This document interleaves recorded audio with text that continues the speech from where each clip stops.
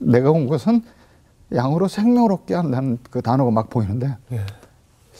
나중에 읽어보니까 똑같은 글씨체인데 그 생명이라는 거 굉장히 진하게 보였어요. 그래서 이게 아침에 일어났던 나한테 일어났던 사건 이런 것들이 생명이구나 이렇게 생각이 들었어요. 저희 집 똑같아요. 찢어지게 가난한 거 똑같고 아버지가 알코올 중독자에서 변한 것도 아니고 네네. 다 똑같은데 살겠다는 욕망과 막 이 에너지가 생기는 거죠. 막 이렇게. 네.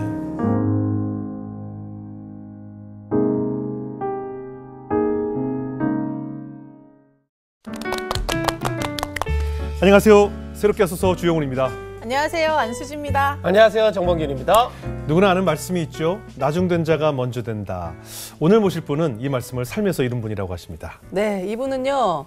부처님의 아들이라는 별명까지 있으셨던 분인데요. 하나님 친하게 만나고 이제는 하나님의 아들이 되셨습니다. 네, 오늘 사연이 굉장히 재밌고요. 예. 더군다나 감동적이기도 하는데요. 이 시간 기대되실 텐데 바로 모시겠습니다. 가까운 교회 이승재 목사님이십니다. 어서 오세요. 반갑습니다. 안녕하세요. 맞습니다. 반갑습니다. 반갑습니다, 목사님. 예, 반갑습니다. 아까 소개 올렸는데 목사님 별명이 부처님의 아들이었어요? 친구들 이렇게 놀려서 불렀죠. 예. 썬부라고 불렀어요. 썬부? 그 썬부가 뭐냐 그랬더니 썬 오브 부다. 그 그러면 뭐 주변에서도 이미 유명했나 봐요. 집이 불교집 아들인 것이. 예, 어머님이 절에 가서 3년 동안 치성들에서 낳았던 사람이기 때문에 예. 그래서 이제 불교 쪽으로 유명했죠. 독자 아세요? 예, 제가 아버님이 4대 독자고 제가 5대 독자. 오. 근데 별명이 오독이라는 별명도 있었어요. 오독이라고. 5대 독자라서? 예. 그럼 뭐 정말 엄청 귀하게 불공들여서 얻은 아들인가 봐요. 예, 맞습니다. 예. 네, 불심으로. 그럼 어땠어요? 그러니까 어떻게 하고 다녔길래 불교 부처님의 아들이라는 소문이 날 정도였으면. 저는 뭐 사실 저는 불심이 대단하거나 그러진 않았는데요. 네네. 이제 저희 어머님이 이제 저를 너무 늦은 나이에 귀하게 얻어갖고 예. 그냥 이렇게 부처님의 은덕이 아니면은 생명이 안 지켜질까봐 많이 염려를 많이 하셨죠. 예. 그래서 이제 오른쪽 주머니에다 항상 염주를 넣고 다니도록 하셨고 천수경을 많이 외우도록 권면해 주셨어요. 네, 그래서 이제 어머님 기쁘게 해드리려고 예. 천수경 늘 외우고 그리고 오른쪽에 이제 염주를 넣고 많이 돌리고 그러니까 예. 이제 그게 들켜갖고 애들이 썬부라고 부르고 그랬습니다. 학교 갈 때 또 주변에 또 절실한 크리스찬들도 있을 거 아니에요, 그죠? 가끔 짝꿍도 이제 만나면 이제 크리스찬이죠. 그래서 이제 밥 먹을 때 기도하고 그러면 전 살짝 그때 재수 없다고 그래갖고 밥 먹을 때 이제 뺏어 먹기도 하고 그랬는데 이제 그 친구가 제가 이게 염주 돌리다가 들키니까 제 눈 쳐다보면서 막 주기도문 외우고 막 그랬어요. 대박이다. 그럼 저는 또 눈싸움 하면서 이제 천수경 외우고 그랬어요. 영적 싸움을 그때부터 했는데 그냥 친한 친구였습니다. 그렇게 천수경까지 외울 정도면 예. 그 어머니께서 굉장히 불심이 뜨거우셨나 봐요. 또 이제 돌아보면 꼭 그렇지 않아요. 강요는 안 하셨어요. 예. 그러니까 저희 어머님은 아까 잠깐 말씀드린 것처럼 이제 늦게 얻은 아들인데 예. 저희 어머니 표현하면 이제 부처님의 은덕으로 얻었는데 예. 그걸 이제 열심히 섬기지 않으면 제가 해코지를 당할까. 그거에 염려스러우니까 이제 계속해서 이제 뭐 초등학교 올라갈 때 예. 가서 한 1000배, 중학교 올라갈 때 2000배, 예. 고등학교 올라갈 때 3000배 이렇게 드리도록 해주셨죠. 그리고 평상시에는 그렇게 강요는 안 하셨어요. 3,000배요? 예. 3,000배들 많이 하잖아요. 3,000배면 한 얼마나 걸려요? 그 새벽 4시 정도에 목욕 재개하고 있다가 예. 5시부터 절하기 시작하면 밤 9시 반 정도에 끝납니다. 점심시간 1시간 정도 쉬고 저녁시간 1시간 쉬고. 전 나중에 예수님 믿고서 이제 교회 가서 2-3시간 기도 오래 했다고 해서 깜짝 놀랐어요. 보통 우리는 9시간, 10시간씩 하는데. 그렇지. 그랬습니다. 이슬람도 기도 오래 하잖아요. 그러니까 우리 반성해야 돼요. 우리는 정말. 와, 근데 3,000배는 일어났다 앉았다를 기록하니까. 관절 다 엄청 문제가 엄청 생겨요. 이렇게 좀 이렇게 손에 우주의기를 담아갖고 가슴부터 쓸어내려서 엎드려서. 관절염 엄청 고생하고. 예. 뭐 가끔 요즘 청년들이 홈트하고 뭐 이렇게 하는데 3,000배씩 하면 복근 생깁니다. 그렇겠네요. 코어가 그렇겠네요. 나중에 신발 신을 때 손이 떨려서 신발이 안 신어지고 그럴 정도니까. 어머님이 그렇게 불심이 강했던 이유가 특별히 있었을까요? 저희 어머님이 18살 때 시집 오셨는데 아기가 되게 안 생기는 거죠. 안 생기다가 나중에 생기긴 생기셨는데 4대 독자를 낳으셨으니까 이제 아버님은 4대 독자니까 5대 독자를 낳으셔야 되잖아요. 그러니까 그때 이제 시어머니, 저는 얼굴도 뵙지 못했는데 그 시어머니 권유로 알고 봤더니 저희 아버님도 삼천배를 통해서 낳은 아들이었죠. 그러니까 이제 가서 열심히 한 거죠. 그리고 거의 3년 동안 절에서 정식 스님은 아니신데 네. 거기 이제 아궁이에 불 떼주고 대웅정 청소하고 그러면서 이제 밥을 얻어 먹으시면서 하루에 1000배씩을 3년을 채우셨다고 들었습니다. 그래서 얻은 아들이에요? 예, 그래서 그럼 이제 결국 어떻게 보면 이제 불공을 들여서 예. 답을 얻으신 거잖아요. 기도가 그렇죠. 이루어지신 거잖아요. 예, 그죠? 그렇죠. 저희 어머니 입장에서 그런데 예, 예. 뭐 나중에 얘기지만 제가 성경 읽고 보니까 예. 제가 이 땅에 태어나고 하나님 믿게 된 거는 뭐 하나님의 섭리였죠. 그렇죠, 그렇죠. 근데 저희 어머님은 이제 그렇게 끝까지 믿어서 예. 불심이 대단하다기보다는 이게 안전 때문에 종교를 바꾸면 제가 죽을까 염려를 많이 하셨어요. 야, 예전에 다 그렇죠. 지금 이렇게 뒤에 포장이 없으면 저희 지금 흑석동에 있는 방송국 같아요. 네. 근데 좀 막판에 지금 중간에 돌리신 분들 잘못 튼 줄 아시겠어요? 네. 흑석동 원불교. 네. 그것도 좀 달라요, 장르가. 아, 또 달라요? 원불교는 조금 달라요, 또. 오. 그것도 일본에서 넘어온 불교예요. 오. 장르가 발라드 R&B인데 좀 달라, 이렇게 서로. 아, 지금 또 목사님이 얘기하는 불교랑 또 달라요? 이게 정통 불교. 다르죠. 예. 그죠? 예. 와. 그럼 이제 어떠셨어요? 아버지는 어떠셨어요? 어떤 분이셨어요? 저희 아버님은 제가 약간 농담 삼아도 얘기하는데요. 이제 네. 가정을 너무너무 사랑하셨어요. 그래서 가정을 2개나 갖고 계셔갖고, 예? 가정을 2개 갖고 계셔갖고 이제 따님 살림도 하시고 저희 집도 갖고 오시고 그랬는데, 사람이 많으신 분이네요. 근데 저희 아버님을 제가 나중에 돌아보니까 예. 청소년 시절에는 아버님 막 죽이고 싶고 아버지라 부르지도 않고 그랬어요. 왜냐하면 예. 일단 알코올 중독이신데다가 예. 딴 집 살림하셨지. 그리고 집에 오시면 어머니를 구타하시지. 그 돈 갖고 도박하시지. 직업은 제대로 못 갔지. 그래서 제가 지금 5종 세트를 갖고 계신 분이다 그랬거든요. 그러니까 5가지 나쁜 걸 갖고 계셨으니까. 그 유명한 악인 오정 경기라고.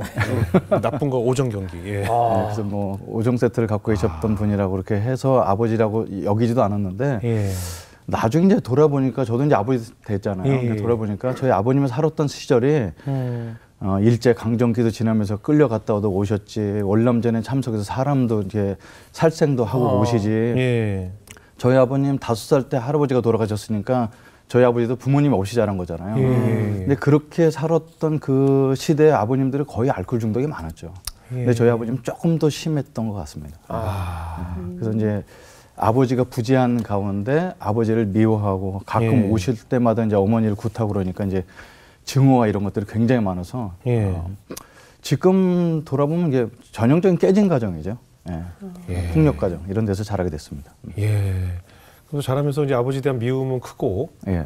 그 반면에 이제 어머님은 그러다 보니까 이제 아버지에게 사랑을 못 받고 사셨으니까 더 네. 불심이 깊어지고 예. 아들만 바라보고 사셨겠네요. 네, 그렇죠. 아들이 곧 예. 종교였겠네요. 예, 그래서 제가 이제 저 입장에서도 예. 어머니를 기쁘게 할 수 있는 사람이 저밖에 없는 거예요. 예. 그러니까 이제 그 가난한 집에서 공부를 잘하거나 그러지 못했어요. 제가 예. 이제 뭐 막 애들이랑 노는 것도 좋아하고 그러니까 예. 이제 어머니가 기쁘게 해드리는 게 뭘까? 그러면 이제 그런 그 어머니가 좋아하시는 종교 쪽으로 예. 열심히 해주고 절에 가서 이제 절을 열심히 하면 스님들도 와서 얘 불심이 깊다, 예. 인연이 깊다 그러시죠. 예. 그래서 이제 그런 것들로 기쁘게 해드렸던 것 같습니다. 대학 가실 때는 어땠어요? 예, 사실상 저는 이제 대학에 갈 수 있는 게 희망이 별로 없어요. 저희 동네 사람들은 예. 대부분 다 중학교, 고등학교 졸업하고 다 공장을 갔어요. 아, 그래요? 예, 신당동인데 신당동 안에서도 좀 이제 문화동 꼭대기 올라가면 달동네 같이 좀 이게 된 데가 있습니다. 근데 네, 거기서 자라게 됐는데 이제 동네 형들 보면 다 이제 고등학교들은 졸업하고서 이제 공장 다니면서 항상 술 담배하고 맨날 그렇게 끌려다니고 전자오락이나 하고 그랬었는데 예. 그 아랫집에서 살던 형을 만나게 됐는데 예. 그 형한테도 인생을 많이 배웠죠. 이제 중학교 3학년 때도 담배, 뭐 술 이렇게 배우고 똑같이 자랐는데 예. 그 형이 어느 날 이렇게 공부를 잘했고 한양대학교 전기공학과를 합격하는 걸 보게 돼요. 예. 그래서 야 이거 나도 할 수 있겠다 이런 생각이 드는 거죠. 그 주변에 이제 아는 사람이 이렇게 딱 뭐가 하게 되면 용기가 그렇죠, 생기잖아요. 그 형이 와서 이제 옛날 때 있던 공부했던 책 같은 것도 물려주고 하면서 우리가 아버지처럼 살면 되겠냐. 그 형 아버지도 비슷하셨거든요. 그래서 용기를 내서 이제 공부를 하게 됐는데 이제 독서실에 가서 이제 그 형이 앉았던 자리를 앉아서 공부를 했어요. 왜냐면 네. 저는 이제 뭐 불교인이라기보다는 온갖 그 당시에 토속 민족 그렇죠, 다 믿는거든요. 그러니까 이제 그걸 이제 있잖아요. 그 땅에 주는 기운을 받으려고 예. 그 형이 앉았던 공부 자리에 가서 그 형이 입었던 교련복을 갖고 이제 열심히 공부했는데 뭐 결과는 2년 뒤에 나왔죠. 사람의 IQ가 다르구나 이런 걸 깨닫게 됩니다. 그렇게 한양대 전기공학과는 함부로 갈 수 있는 대학교가 아니라는 걸 알아서 재수를 하게 됐는데 그때 이제 뉴스를 보게 됐어요. 아나운서 앵커가 뭐 여자분이었는데 클로징 멘트가 있어요. 여러분 재수를 하지 마시기 바랍니다. 내년도에 되면 입시 제도가 크게 바뀌어서 재수하면 불리합니다. 이런 멘트가 들렸는데 제가 이제 그때 라면을 먹고 있다가 보면서 힌트가 생겼어요. 옛날 땐 전기대학, 후기대학 나눠졌잖아요. 맞아요. 그러니까 후기대학에 좋은 대학을 사람들이 안 가고 하향 지원할지 모르겠다. 이런 아이디어가 떠오른 거예요. 왜냐하면 재수를 안 할 거니까. 그래서 그 당시에 후기대학의 하버드라 불리는 명지대학교 전기공학과에 배짱 지원해서 넣었습니다. 그러니까 그래서 본인의 실력보다 조금 상향으로 좀 많이 상향이죠. 무리해서 많이 상향이죠. 했는데 그때도 한 3,000배 했죠. 3,000배는 못하고요. 가서 이제 400배 정도를 드리는데 기도 응답이 확신이 오는 거예요. 미달에 되겠다. 근데 갔는데 미달은 안 됐고 65명 모집에 한 66명, 67명 정도 받고 1.04대 1 그랬어요. 제 기억에. 다 붙는 거지. 근데 제가 떨어질 게 뻔하니까 이제 불안하니까 이제 그 명대학교를 찾아가서 땅을 파갖고 500원 묻어놓고 살배를 드리면서 500원을 묻어놓고 뭘 해요? 그러면서 그런 게 있어요? 그런 게 또 뭐가 있나 보다. 그런 거 이제 그런 거 뭐 바쳐야죠. 바쳐야 되니까. 달랑 500원 바치고 거기다 또 절을 해요? 절을 3배를 하고서 이 학교에 붙여주시면 부처님의 영광을 위해서 살겠다고 이제 그리고 3일 뒤에 이제 학교 갔는데 합격이 됐어요. 희한하네. 아니 이 그때까지는 완전히 불심 간증이네요 오늘은. 예? 여기까지는 되게 불심 간증이야. 부처님이 다 이루어주셨어요. 네? 채널이 안 맞지 않아요? 헷갈리실 것 같아요. 왜냐면 그 500원을 넣고 해도 안 돼야지 이제 하나님 빨리 오는데 됐네. 붙었어요. 그래 이제 붙어갖고 이제 갔더니 어머니도 되게 기뻐하시고. 야, 우리 가난한 집에 등록금 어떻게 마련하냐 그러셨는데 어쨌든 돈을 꺼갖고 아들 대학 하나 갔으니까 입학금 마련해 주셔서 이제 가게 됐는데 이제 저는 이제 거기서 충격이었죠. 왜냐면 명지대가 미션 스쿨이에요. 예, 맞아요. 크리스천 학교죠. 지금 그럼 되게 안 맞으셨을 텐데 그러니까요. 삶이랑. 그러니까 저는 이제 그게 그런지도 모르고 이제 가갖고 갔더니 이제 강당에 이제 1,700명 정도를 쭉 모아놓은 데서 공대 이렇게 쭉 앉아서 이제 앞줄에 앉게 됐어요. 공대 중에 전기공학과 맨 앞이라서. 총장님 나와서 인사를 해야 되는데 이건 뭐 목사님 나와서 인사를 하는 거예요. 그때 저는 태어나서 목사님 처음 보게 됐는데 그 목사님 목소리가 이랬습니다. 그러니까 할렐루야. 그래서 뭐 이 학교 오신 여러분 환영합니다. 여기까지는 그래도 이해를 갔는데 우리 학교가 예수 믿는 학교인 줄 알고 오셨죠? 이러는 거예요. 이제 거기서 이제 깜짝 놀라게 됐어요. 그래서 이제 뭐 그때 심장이 뛰면서 야 이거 어떻게 하지? 내가 어머님 스님이신데 뭐 이러고 이제 부처님께 기도를 드렸죠. 이게 이 학교를 다녀야 됩니까 말아야 됩니까 그런데 부처님들 웃고만 있죠. 응답이 없어요. 그래서 그래서 할 수 없이 다녀야 되겠다 마음 먹는데 이제 결정적인 광고가 나옵니다. 우리 학교는 미션 스쿨이기 때문에 일주일에 한 번씩 예배를 반드시 드려야 된다. 그게 채플이라고 해서 야 고민을 많이 했는데 뭐 저도 불공도 드려보고 해보지만 거기 나쁜 소리는 안 할 거잖아요. 그래서 뭐 좋은 소리 듣겠다. 그런데 가서 들었는데 뭐 귀에 들어오는 건 하나도 없었죠. 뭐 거의 이제 8학기 중에 6학기를 들어야 패스가 돼요. 1학년 때 쭉 듣고 이렇게 듣고 뭐 출석표를 내야 되는데 출석표가 이제 요만한 종이에다가 이제 설교를 들은 걸 적는 건데 하나님은 사랑이시다 그러면 부처님은 자비로우시다 이렇게 쓰는 거죠. 사람들은 뭐 그걸 검사까지는 안 하니까. 이제 출석표를 꾸준히 내고 기억은 안 났는데 그 거의 끝날 때쯤 한 학기 끝날 때쯤 채플에 이렇게 출석표를 내고 나갔는데 그 당시에는 사람들이 막 대출을 해갖고 여러 장 내는데 저는 또 빠듯하게 맨 앞자리에 앉아서 한 장만 냅니다. 이제 이게 나갈 때 보면 이제 입구가 좁으니까 뭐 공대 학생들이 뭐 꾸역꾸역 나가죠. 밥 먹으러 빨리 가려고. 그러니까 천천히 가냐고 근데 만 하나 그리고 있다가 이제 맨 마지막에 천천히 땡 나가는데 뒤에서 누가 부르는 겁니다. 그러니까 형제님 이렇게. 그 교회 다니는 분들 그 소리가 익숙한지 모르지만 교회 안 다니는 사람은 그게 기독교 용어거든요. 형제님이라는 단어가 딴 데서 별로 안 쓰는 용어죠. 그죠. 기독교 용어죠. 그래서 저를 부르셨어요. 그랬더니 여기 형제님밖에 더 있냐고. 그랬더니 제가 이 학교를 왜 다니는지 아십니까? 이렇게 묻는 거예요. 그래서 아니 학교 공부하러 다니는 거 아니야. 근데 기독교의 가장 첫 번째 특징은 뭐냐면 묻지 않아도 자기 얘기를 한다 이런 특징이 있어요. 많아져요. 하나님 믿으면 많아져. 학교 다니는 이유가 복음화를 위해서 다닌다는 거예요. 그래서 그게 뭐냐고 그랬더니 형제님처럼 믿음 좋은 사람 찾아서 다른 사람을 전도해서 많은 사람 예수 믿게 하는 게 복음화라고 해서 제가 예수 믿는지 어떻게 아셨어요? 그랬더니 오늘 이렇게 앞자리에 앉아서 끝까지 기도까지 하고 나오는 모습이 너무 예뻤다. 이렇게 받아 적으면서. 잘못 들었네. 그러니까 기독교 두 번째 특징은 이렇게 자기가 원하는 대로 본다 이런 게 있죠. 제가 볼 때는. 그래서 제가 얼른 빨리 얘기했어요. 저희 어머님 스님이시고 저 절에 다니는 사람이다. 그랬더니 그런 사람이 예배를 이렇게 드리냐고 해서 전 부처님의 자비하심으로 듣습니다. 그랬더니 뭐 그때 그러지 말고 성경 읽어봐라. 뭐 옥신각신 좀 얘기를 나누다가 시간이 없으니까 이제 수업 끝난 다음에 꼭 자기를 찾아오라고 부탁을 하셨어요. 뭐 전쟁하고 3학년 선배님인데 뭐 말을 거절할 수 없고 그래갖고 알았어요. 그리고 이제 갔는데 그런 약속은 보통 안 지키죠. 뭐 그냥 집에 가면 되는데 제가 이제 그 공대는 용인에 있거든요. 근데 용인으로 이제 스쿨버스 타고 이제 왔다 갔다 했었는데 스쿨버스 타고 이렇게 쭉 내려가는데 혹시 이 형이 날 기다리면 어떡하나 이런 생각이 드는 거예요. 그때 좀 순진해갖고 그냥 버스 타고 갈래다가 야, 내가 불교인인 것까지 얘기했는데 이거 기독교랑 불교로 약속했는데 불교가 안 지키면 이거 불교를 똥으로 보는 거 아니야? 그래갖고 발걸음 돌이켜갖고 부처님의 영광을 가리지 않으려고 이제 학생회관 4층을 찾아갔어요. 근데 제가 그분이 기도학생 회장이라고 나중에 얘기해줬던 기억이 나는데 그 당시는 이제 뭐 그런 걸 모르니까 동아리 룸에 십자가 그려져 있는데 찾아가면 된 줄 알고 이제 4층에 올라갔는데 이게 명지대학교 기독학교다 보니까 기독동아리가 굉장히 많아요. 그래서 4층이 다 기독동아리인 거예요. 그래서 어디를 가야 될지 몰랐죠. 뭐 거기 뭐 캠도 있고 뭐 별 다 있죠. 근데 이제 CCC라고 써 있는 글자. 그분 기도학생 회장님이셨으니까 CCC는 아닌데 CCC라고 써 있는 그 밑에 보니까 한국 대학생 선교회라고 써 있어요. 그 뭐 전 선교회고 교회고 뭔지 모르겠는데 맨 뒤에 두 글자가 교회니까 이름이 긴 교회인가 보다. 그리고 이제 거기를 똑똑 두들겼습니다.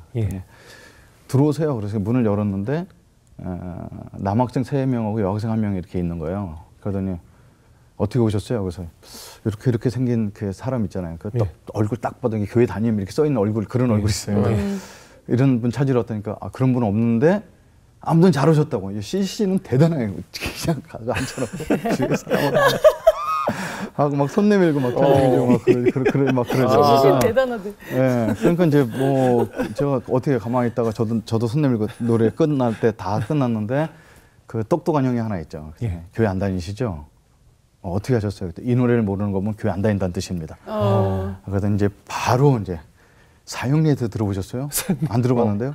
바로 하나님은 당신을 사랑하심이 막 읽는 거죠. 그러니까 저는 이제 그 당시에 불교인으로서 기독교는 굉장히 무례해 보이는 거죠. 이렇게 뭐 이거 읽어드려도 될까요? 뭐 이런 게 아니에요. 그냥 넌 무식하니까 들어라 이런 식으로 그냥 막 그런 거죠. 그러니까 뭐 선배님들 읽어주는 거 어떻게 하겠어요? 계속 듣고 있는데 그 책이 얇으니까 버티고 있는 건데 뭐 질문도 있고 답도 있고 근데 본인들이 다 하고 읽어요. 그러다가 기도문이 나왔는데 이 기도가 마음에 드십니까? 라고 묻는 거죠.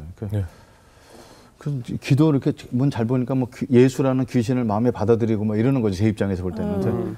그런 거 함부로 할 수 없는데 이건 꼭 대답하셔야 됩니다. 이렇게 해서.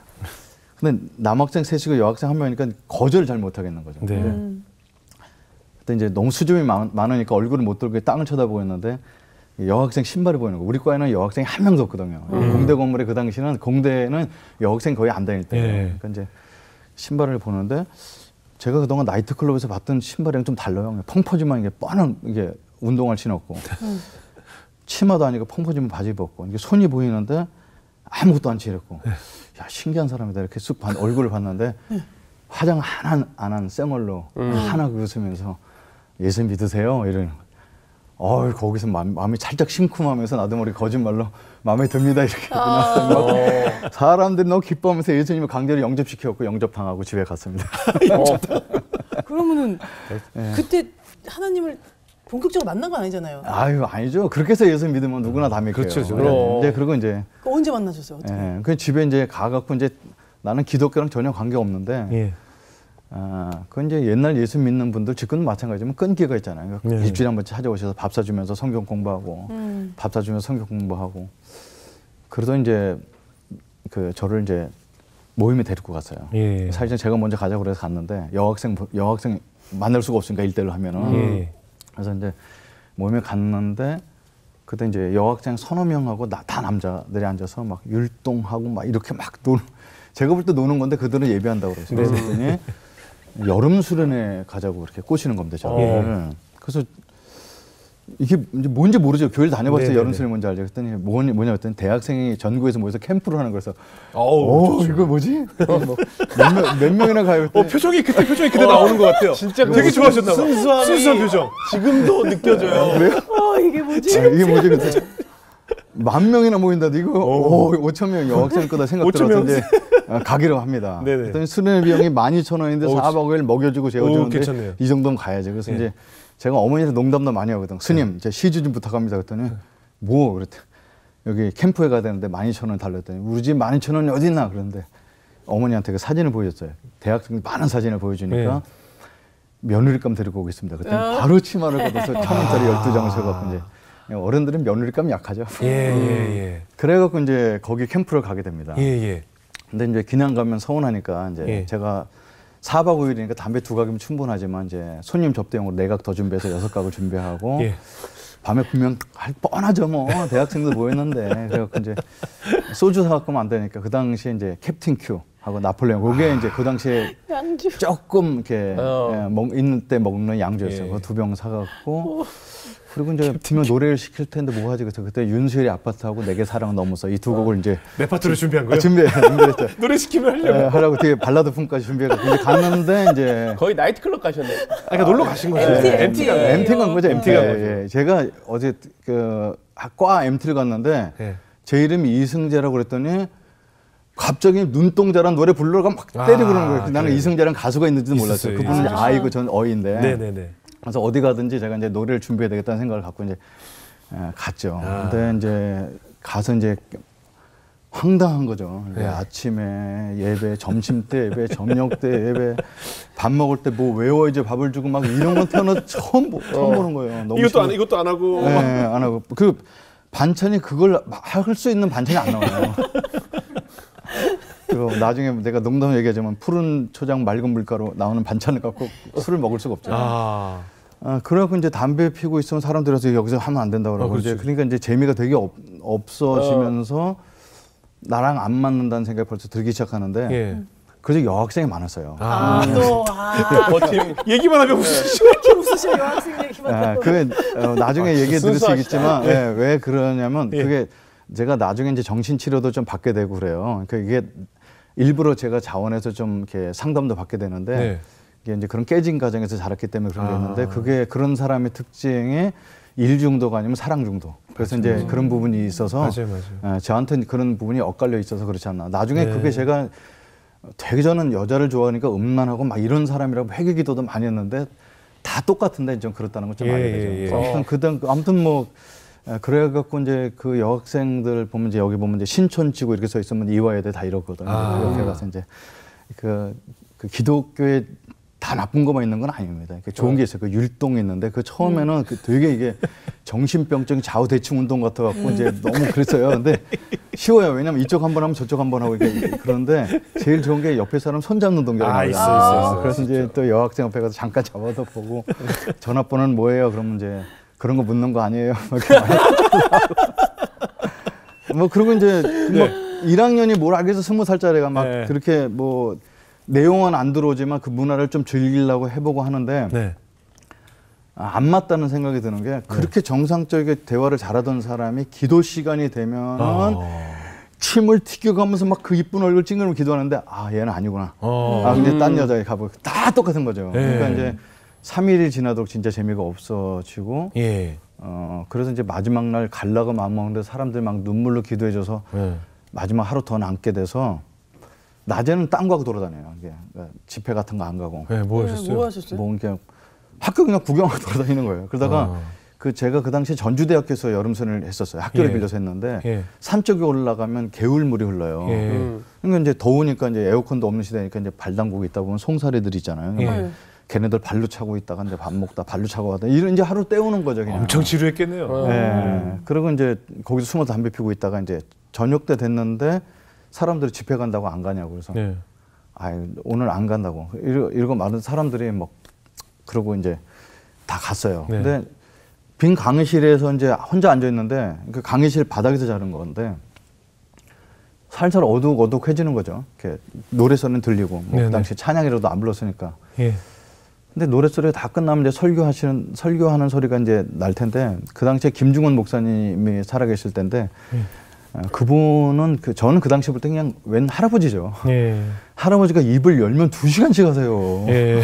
그러니까 취침 시간이 10시 반에 뭐 기도회 하고 11시에 자는데 어떨 때 설교가 11시에 끝나요. 근데 기독교는 시간을 더럽게 안 지킨다 뭐 이런 이미지가 있죠. 막 그 시간표랑 전혀 상관없이 돌아가니까. 근데 그래서 이제 거기 가봤자 뭐 뻔한 얘기할 거고 뭐 안 들을 얘기할 텐데, 근데 그날 이제 깜깜한데 혼자 있게 그런 거죠. 예. 그래서 그 10,000명이 쫙 앉아 있는데 그 당시엔 조명 같은 게 별로 없어서 설교하시는 분에게만 이제 조명이 있고 예. 깜깜해요. 그러니까 뭐 내가 가도 뭐 사람들 못 알아볼 거다. 그래갖고 이제 뒤에 가서 그냥 앉았어요.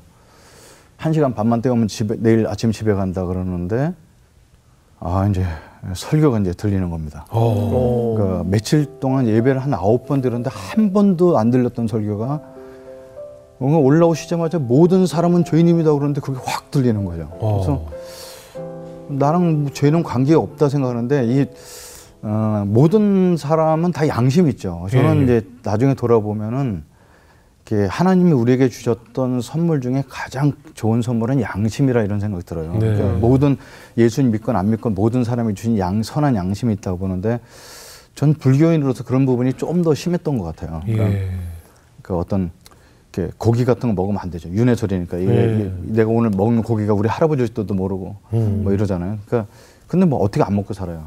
그러니까 그거를 이제 석가탄신일 같은데 미꾸라지 10마리 사다가 방생해 주면서 나 죄 씻는다 이렇게 하는데, 그렇게 해서 죄가 안 씻는다는 거 알거든요. 근데 그런 것들 잠재적으로 깔고 있었고 그냥 다 20살짜리가 뭐 이렇게 뭔가 뭐 인생을 깊이 생각할 것도 아니고 공대생이 뭐 이렇게 있어요. 근데 쭉 지나가는데 모든 사람이 죄인입니다 그러는데 이게 여기 뭐 이렇게 가슴으로 좀 울리는 소리처럼 들리면서 모든 사람은 죄인입니다. 죄의 값은 사망입니다. 다시 말씀드립니다. 모든 사람은 죄인입니다. 막 이러는데, 이게 설교 내용이 막 구구절절 들리는 것보다는 여기서 뭐가 사건이 막 올라오는 거예요. 지금도 30년이 넘은 설교 부분인데 들리는 부분은 이제 뭐 그분이 예화를 잘 쓰셨어요. 이렇게 아무리 예쁜 미스 코리아도 예쁜 죄인일 뿐입니다. 똑똑한 박사도 똑똑한 죄인일 뿐입니다. 성자일수록 참회록을 씁니다. 우리 양심이 우리가 죄인인 걸 얘기해 줍니다. 이런 내용이 아직도 들리는 거죠. 이게 그때 이제 저한테 이제 많은 사건들이 있어요. 뭐 술 담배 한 걸 그거를 제가 죄라고 그렇게까지 생각은 안 했는데, 그 남한테 해코지 한 사건들. 아버지를 죽이고 싶었던 말은 했지만 이렇게 죽이려고 한 적은 없고. 그런데 이제 저희 집에는 이제 남한테 얘기하는 비밀이 있어요. 그러니까 저보다 6살 먼저 태어난 누님이 계십니다. 그게 어떻게 나셨는지는 잘은 몰라요. 사실인데 잘 모르는데, 태어나 보니까 6살 많은 누님이 있는 거죠. 근데 그 누나는 태어나서 소아마비를 앓고 거기다 이제 정신박약이죠. 그러니까 뇌성마비인 거예요. 뇌성마비. 그러니까 이제 말도 못하고 이렇게 침 늘 흘리고, 다리에 소아마비가 걷질 못하니까 다리를 이렇게 항상 꺾어줘서 이렇게 사셨으니까 상체는 발달하는데 하체가 이렇게 꺾어진 채로 이렇게 살고 그랬었는데, 똥오줌을 그냥 싸죠. 그러니까 똑같이 다 찢어지게 가난하고 아버지가 알코올 중독자가 많은 집에 저희 집은 이제 하나 더 있으니까 장애우까지.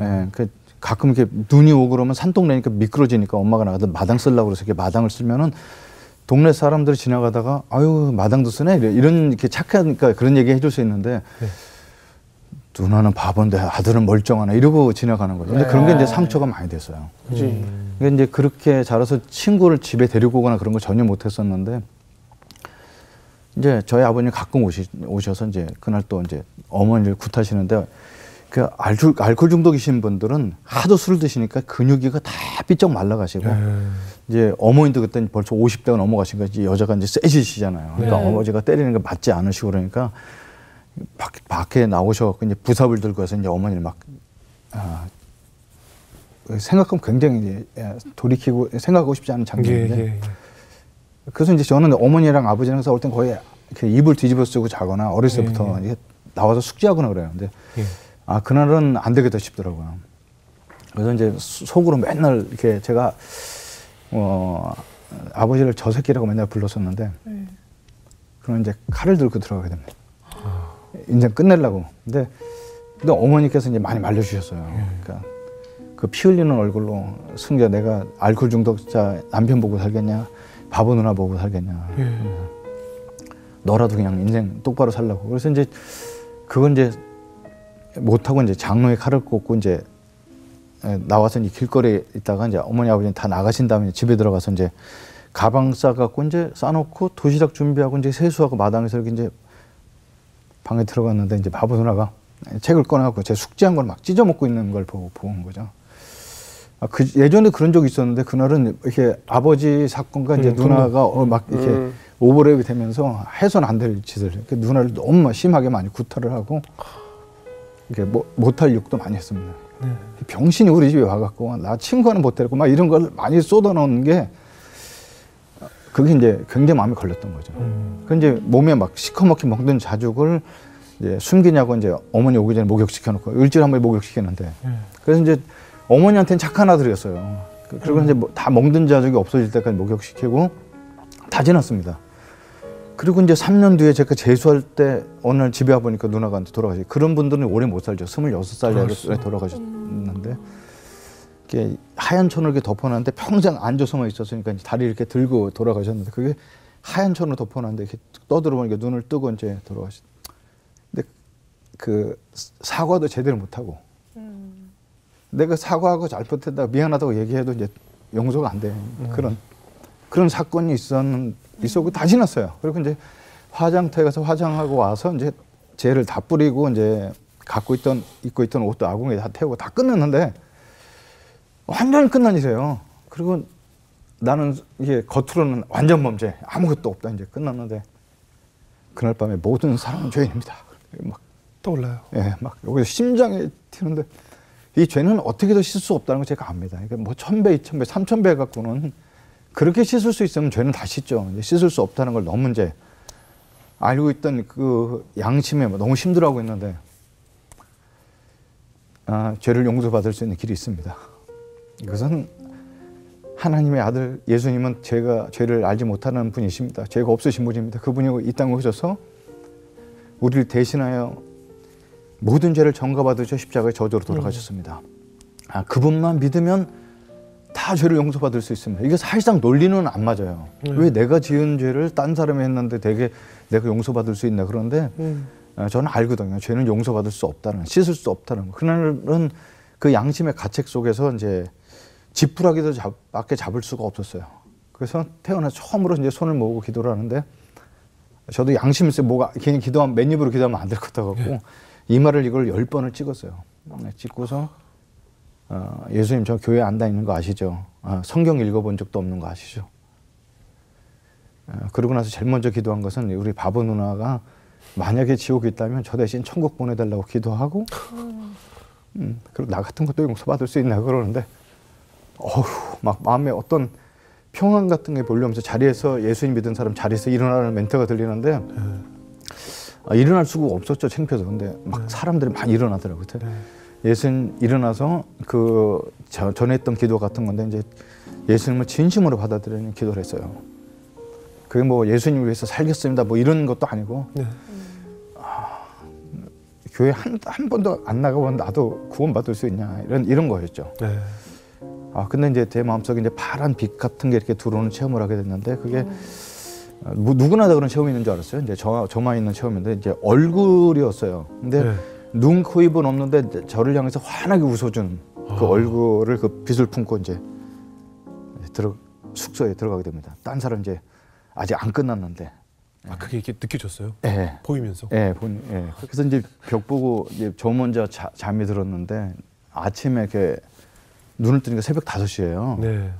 딴 사람은 다 자고 있죠. 수련의 마지막 아침이니까.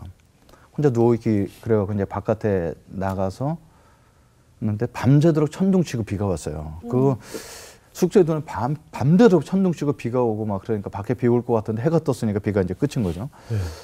그래서 이제 쓱 나갔는데 이게 다 땅바닥에 젖어 있잖아요.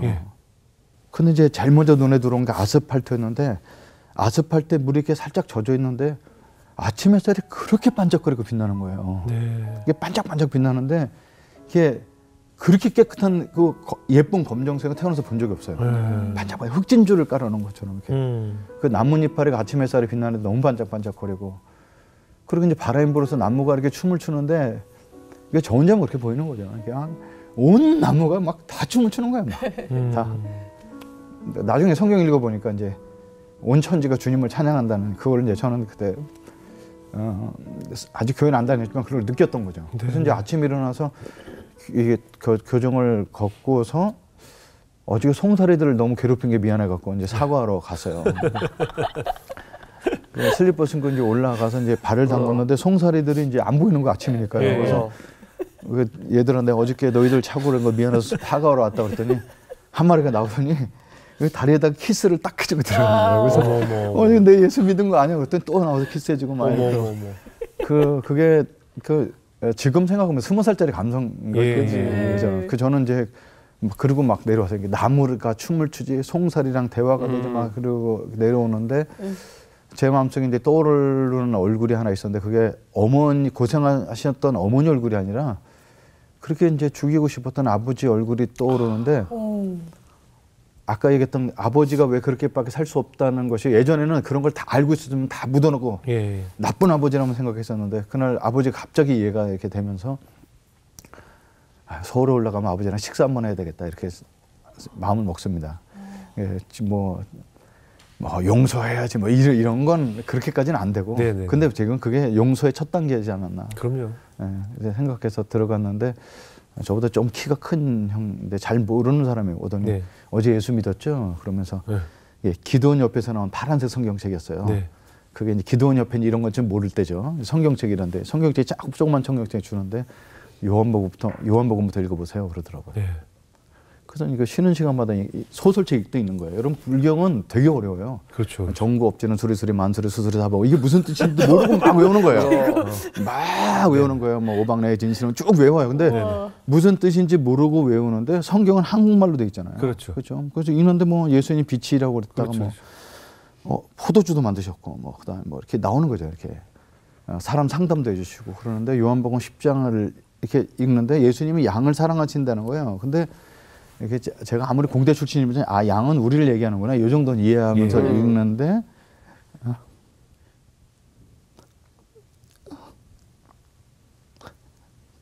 내가 온 것은 양으로 생명을 얻게 한다는 그 단어가 막 보이는데 나중에 읽어보니까 똑같은 글씨체인데 그 생명이라는 단어가 굉장히 진하게 보였어요. 그래서 이게 아침에 일어났던 나한테 일어났던 사건 이런 것들이 생명이구나 이렇게 생각이 들었어요. 그 뭐 신학적으로 맞다 안 맞다 이거 헬라어 뭐 이런 거 이건 모르겠지만 그래서 그 아무에도 얘기 안 했던 내 가정에 있던 얘기라든지 사실상 뭐 이렇게 뭐 지금 명지대 다니는 친구들한테 뭐 어떨지 모르겠지만 그 당시엔 저는 명지대 다니는 게 좀 창피해 갖고 이렇게 명찰도 뒤집고 다니고 이렇게 좀 그랬었는데 그게 이제 하나도 안 창피한 거죠. 그래서 사람들 만나면 말 걸고 막 저희 집 똑같아요. 찢어지게 가난한 거 똑같고 아버지가 알코올 중독자에서 변한 것도 아니고 다 똑같은데 살겠다는 욕망과 막 에너지가 생기는 거죠. 막 이렇게. 그 나중에 알고 봤더니 주께서 주시는 게 생명이라는 걸 이렇게 알게 되거든요. 이제 그래서 예수님을 그렇게 만나게 됐기 때문에 예수님은 나한테 무슨 뭐 헌금해라 뭐 너 이런 거 해라 이렇게 그런 분이 아니고 생명을 주시러 오셨구나. 그러니까 똑같은 환경 속에서도 넉넉히 살 수 있는 용기와 힘을 주시는 분이구나 이런 것들을 알게 되죠. 그게 생명이라고 저는 생각이 듭니다. 그럼 이제 수련회 갔다 와서 완전 다른 사람이 돼서 내려온 거네요? 그렇게 다른 사람이 될 수밖에 없었죠. 저는 그 다른 사람이 일부러 되려고 이런다기보다는 이렇게 교회라는 데 처음 나가고 그랬는데 환영도 해주고 환영도 해주고 뭘 조금만 해도 잘했다고 그래요. 저는 그런 소리를 평생 들어본 적이 없거든요. 그러니까 저는 이제 지금 보면은 기독교의 사랑이라는 것이 뭐 이렇게 레미제라블의 그 주교가 한 사람에서 뭐 은초 때까지 다 주면서 새로운 사람들 이런 깊은 사랑도 사랑이지만 이게 전혀 사랑이라는 게 뭔지 모르고 자라는 가정에서 자란 사람이 이렇게 왔을 때 환영해주고 이렇게 먹을 거 좀 챙겨주고 아무것도 뭐 조금만 해도 잘한다 그러고 성경 꾸준히 나와도 기뻐해주고 예. 저는 이런 것도 사랑이라고 생각합니다. 이게 나중에 심리학을 공부하다 보니까 에릭 에릭슨은 이제 인생의 8단계 이렇게 보다 보면은 영접을 한 살, 그러니까 5단계까지가 제가 청소년 시절까지가 갖춰줘야 될 것이 하나도 못 갖춰주게 된 거예요. 그러니까 사랑을 뭐 이렇게 무슨 인생에 내가 삶을 제대로 살 수 있다든지 뭐 이런 것들 하나도 못 갖춰줬는데 지금 이제 사는 건 제가 볼 때 뭐 부자로 사는 건 아니지만 인생 괜찮게 살고 있다 이렇게 생각하고 있는데 언제부터 변했지 보니까 이 인생 5단계 때 사랑 여기서 많이 받게 된 거죠. 예. 그게 이제 아무튼 뭐 오는 사람들 꾸준히 맞아 밥을 사줘오면 성경 공부 사실상 성경 내가 공부를 받는다면 내가 돈 내고 받아야 되는데 기독교는 안 그러잖아요. 내가 밥을 사주면서 성경 공부해 주잖아요. 그게 굉장히 사랑을 느껴지는 거죠. 막 가면 환영해주고. 그래서 그렇게 제가 대학교 1학년 때 이제 기독교에 처음 가서 남자들이 막 율동하는 거 보고서 어우 사내 놈들이 저런 거 한다 그러는데 2학기 때 제가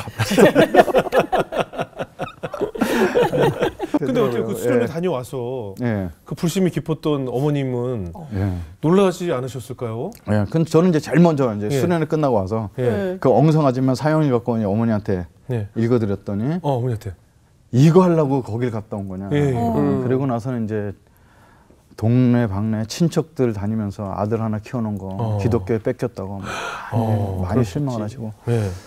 그리고 저는 이제 천덕꾸러기 같았어요. 뭐 빨래를 한다든지 이런 게 없고 그냥 손도 안 씻고 엎드려 자고 막 이런 밥도 이제 차려다 놓으면 먹고서 그냥 바로 누워버리고 이런 진짜 이렇게 살았던 애였는데 그 예수 믿으니까 누가 이런 걸 해라라고 아니고 이렇게 살면 안 되겠더라고요. 갔다 오면 빨래도 하고 밥도 치우고 그러는데 어머니는 그걸 더 싫어하시는 거야. 왜요? 저 속에 있는 예수가 시켜서 하는 거라고. 그래서 더 싫어하시고 되게 힘들어하셨죠. 그런데 참 그거 이상하죠. 그러니까 지금도 돌아보면 이해는 안 가는데 그 어머니가 그렇게 반대하고 힘들어했는데 어머니를 자꾸 설득하려고 그러지. 그래 엄마 나 그걸 안다니까 이렇게 안 돼요. 대답이 안 되더라고요. 그래서 그게 이제 돌아가면 학교 가면 또 CCC 형제 자매들이 또 잡아주고 또 이렇게 되고 그래서 그랬던 것 같아요. 그래서 이제 종교 전쟁은 긴장 관계 있지만 이제 끝까지 이렇게 가게 됐죠. 어머니도 그냥 인정해주고. 그 후에 어머님은 어떻게 좀 하나님 만나셨을까요? 어떻게? 근데 저희 어머님은 내가 종교 바꿔서 어떻게 될까도 염려 많이 하셨는데 어머니까지 종교를 바꿨지만 해코지 당할까 염려를 많이 하셨던 것 같아요. 아버님은 알코올을 끝까지 못 끊으셔서 제가 대학교 1학년 예수 믿고 나서 그 겨울에 기도에서 나가서 쓰러지셨는데 병원 옮겼는데 이제 회복 못 하시고 돌아가셨게 돼서 그렇게 돌아가셨고요. 그래서 아버지한테 복음을 전했습니다만 이제 아무 대답 없으셨죠. 근데 이제 4학년 때 제가 이제 그 4학년 1학기 때쯤 끝날 때쯤 이제 이렇게 사람들한테 복음을 전하고 성경 공부하는 게 저는 되게 재밌는 거예요. 그러니까 안 믿는 사람들이나 성경 공부하고 싶지 않은 사람들 마음이 너무 이해가 가요, 저는. 교회 와서 조는 사람도 너무 이해가 가요. 그러니까 근데 그 친구들 마음도 잘 알고 그러니까 막 그 제자가 많았어요. 이렇게 수업을 못 들어갈 정도로 제자가 많았어요. 우리는 CCC에서 수모임이라는데 하고 그 명지대학교는 졸업할 때 4년 동안은 신앙에 본이 된 사람한테 상을 주는데 졸업식장 가보니까 제 이름 있는 거예요. 그러니까 여러분 그거 장로님 뭐 그다음에 무슨 뭐 목사님 자녀들이 많을 텐데 스님 아들이 받는 게 좀 쑥스럽다. 스님 아들로 들어와서 주님의 아들로 나게 되는 거 아니에요? 그렇게 살게 됐었는데 어머님은 내가 CCC 간사를 해야 되겠다 이런 감동이 왔어요. 그래갖고 어머니한테 가서 어머니 나 CCC 간사하는 거 어떻게 해요? 뭐 하는 거냐 그랬더니 대학생들 전도하고 그랬더니 이제 화를 벼락같이 내면서 이제 술은 지긋지긋해서 안 드시는 분인데 깡주도 3병을 드시고 다 토하시고 어머님이 그 다음날 소주 드시고 다 토하시고 막 피를 토하실도록 드시더라고요. 그래서 어머니 내가 안 할 테니까 그만하시라고 대신에 그냥 교회 다니고 어머니 그냥 절에 다니는 걸로 화해하자고 그래서 이제 끝냈어요. 근데 일주일 뒤에 어머님이 이제 저를 부르신데 가봤더니 손이 하나 안 구부러지시는 거예요. 그래서 왜 안 구부러지? 만졌더니 피도 잘 통하시고. 근데 그 다음날 되니까 주먹이 안 좋아지시고 그래서 이거 마비가 오나 보다. 그래서 이제 어머니를 모시고 경희대 한방병원에 이제 갔어요. 그랬더니 의사가 보더니 이게 풍이 오는 거다. 그래서 막 침을 맞으면서 병원에 일주일 정도 입원하면 나을 수 있다고 해서 엄선히 이제 입원을 시켜드리고 했는데 마비가 점점 되어 오시더니 실일쯤 되니까 이제 얼굴이 반 정도 이렇게 흐르시는 거예요. 그래서 그러니까 지금 보니까 오른쪽 뇌가 피가 혈관이 막히신 건데 옛날 때 그걸 지금 같으면 양방에 가갖고 CT 촬영하고 뭐 이럴 때 그럴 걸 못했으니까. 근데 어머니가 말이 꼬였다가 풀렸다 그러시더라고요. 그 7일째 되는 밤에. 그 저를 불러다 놓고 이제 종이하고 연필 갖고 와라. 그래서 왜요? 그랬더니 유언이라도 하시게 했더니 난 안 죽어. 우리 어머니는 굉장히 강하신 분이니까. 그래서 이제 외삼촌한테 갚을 돈, 당숙한테 갚을 돈, 이렇게 돈을 꾼 게 많으시더라고요. 그리고 받을 돈도 있으시고. 그런 돈 정리를 하시고 더 할 말 없으시냐니까 찬송가 갖고 오라 그래갖고. 어머. 그 찬송가를 왜요? 그랬더니 쓸데없는 소리 하지 말고 갖고 와. 근데 찬송가를 이제 갖고 왔는데 저는 복음성가만 많이 알지 찬송가 잘 모르는데 네네. 411장 부르시자고 그랬어. 그 당시 성경책 411장이 뭔지 몰라 찾아보는데 어머니께서는 예수 사랑하시면 거룩하신 말을서를 그 찬송 1절부터 4절까지 다 암송하고 계시더라고요. 옛날 분들은 기억력이 되게 좋으셨어. 그걸 어떻게 하셨죠? 그래서 이걸 어떻게 하시냐고 그랬더니 우리 어머니 표현하면 네 집에 시집 오기 전에 어릴 때 그 충청 거기서 주일학교나 교회 다녔던 얘기를 그때 하시더라고요. 어이구.